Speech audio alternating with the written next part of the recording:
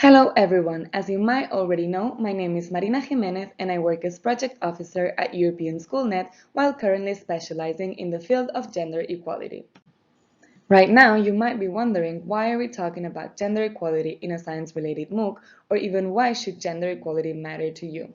Well, for a start, reaching equality between men and women and eradicating any forms of discrimination against women are not only United Nations values, but more importantly, recognized fundamental human rights that should matter to all of us.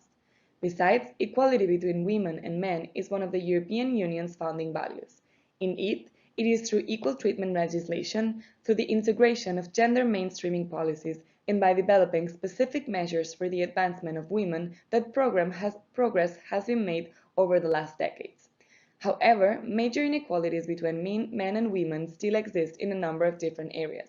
Among them, in the labor market, where disparities prevail, not only in terms of labor market participation, of wages and salaries, but also concerning the representation of women in specific fields of work and in decision-making positions.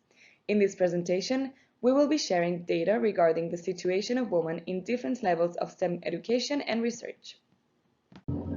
So, to understand the situation of women in STEM fields, it is necessary to start by explaining what the expression gender gap in STEM refers to. In that sense, the gender gap in STEM describes the underrepresentation of women in the fields of science, technology, engineering, and mathematics. To get a better picture of the gender gap in STEM, we will provide you here with data related to three specific areas. 1. Performance and interest of girls and boys in STEM subjects at secondary education level. 2. Gender equality in tertiary education. And 3. Participation of women in research fields. Before we start, we need to keep in mind that the lack of national data makes it difficult to compare worldwide. Also, we will be using data from different sources that is coming from different databases and gathered in different years. For that reason, we encourage you to check all the links provided at the end so you can check the data by yourself. The first indicator we're going to talk about is the performance and interest of girls and boys in STEM subjects at secondary education level. For this, we will be looking at data compiled from the 2012 PISA assessment. While most recent data concerns the 2015 PISA assessment, more extensive research in terms of gender equality has been published for the 2012 one. The first indicator we will look at will be the one on the lack of self-confidence amongst girls in mathematics. Among high-performance students from most participating countries, girls performed worse than boys in mathematics. Furthermore, in general, girls reported less self-confidence than boys in their ability to solve mathematics or science problems. Gender differences in the ability to think like a scientist were also detected, which could also be related to student self-confidence. Citing the report, when students are more self-confident, they give themselves the freedom to fail, to engage in the trial and error processes that are fundamental to acquiring knowledge in mathematics and science. However, it is of extreme importance to always keep in mind that boys and girls are equally capable of attaining the same academic scores and that any gaps in school performance are not determined by innate abilities based on any gender differences. Indeed, when comparing boys and girls who reported similar levels of self-confidence or on the contrary of anxiety towards mathematics, the gender gap in performance disappeared. The second indicator we will be looking at will be the one focused on the underachievement among boys. PISA results show that the assessed 15-year-old boys were more likely than girls to be low achievers. Quoting the same PISA reports, 14% of boys and 9% of girls did not attain the PISA baseline level of proficiency in any of the three core subjects measured in PISA, those being reading, mathematics, and science. Also, 6 out of 10 students who did not attain the baseline level of proficiency in any of the subjects were boys. From all the possible reasons for boys' poor performance in school, many of them are linked with differences in behavior between genders, concerning activities or homework, etc. If you want to know more about these reasons, please check the reports you see quoted in the box at the right side of your screen. The indicators just explained will of course have consequences in students' future careers. In that regard, PISA has consistently found that, in general, girls have higher career expectations than boys, but sadly, less than 5% of girls anticipate pursuing a career in engineering or computer degrees.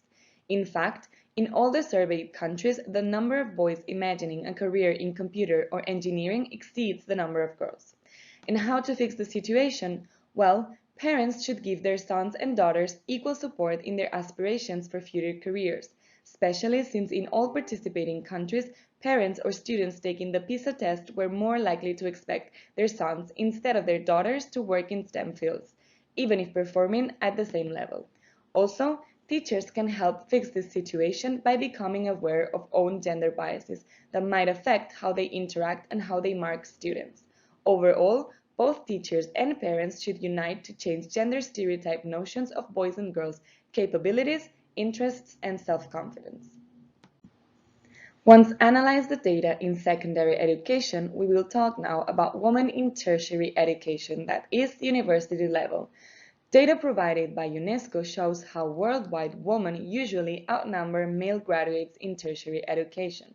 However, this is not necessarily the case when analyzing the data by fields into science, engineering, agriculture, and health graduates. Indeed, the presence of women varies according to the field of study. In most countries, women dominate the fields of health and welfare, but not the rest of science areas, and they are least likely to graduate in engineering fields. Furthermore, women are highly represented in life science fields, while just a few graduate in physics, mathematics, or computer sciences. In some regions, though, the proportion of women may be close to parity in physics or mathematics. Some of the reasons for this situation will be discussed later in this module. However, it is relevant to point out here that gender stereotypes can be one of the main causes why women are more likely to follow health and welfare careers, as women are still commonly regarded as main caregivers.